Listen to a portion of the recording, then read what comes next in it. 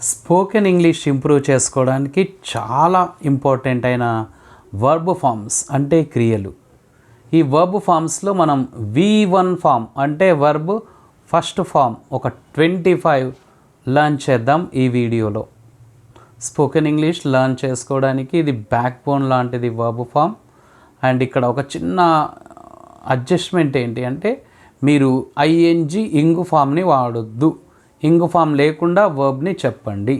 నేను తెలుగులో చెప్తాను, మీరు ఇంగ్లీష్లో ట్రై చేయండి. ఇలాంటి చిన్న చిన్న వాటితోనే ఇంగ్లీష్ని ఇంప్రూవ్ చేసుకోవాలి. ఎగ్జాంపుల్, వెళ్ళడం అని నేను చెప్తే మీరు గోయింగ్ అనకుండా గో అని చెప్తే చాలు. ఎందుకంటే V1లో ఇంగు ఫామ్ రాదు కాబట్టి. స్టార్ట్ చేద్దాం మరి. రావడం, కమ్. నేను చెప్పిన తర్వాత కాస్త టైం ఇస్తాను, ఆ టైంలో మీరు చెప్పండి ఆ వర్డ్ని. స్విచ్ ఆఫ్ చేయడం అంటే స్విచ్ ఆఫ్. రావడం, కమ్. మోసం చేయడం,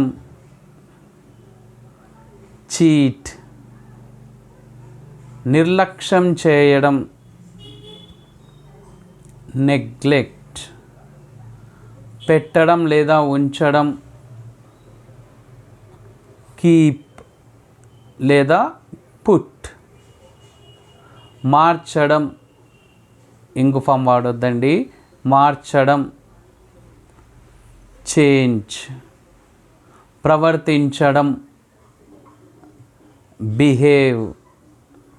గౌరవించడం,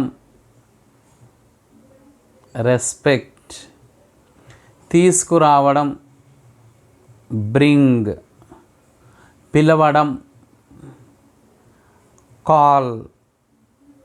అడగడం, ఆస్క్. చెప్పడం, సే లేదా టెల్ అనొచ్చు. ఉపయోగించడం, యూజ్. విసరడం,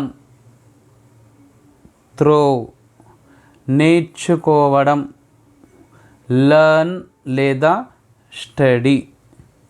మడత పెట్టడం, ఫోల్డ్.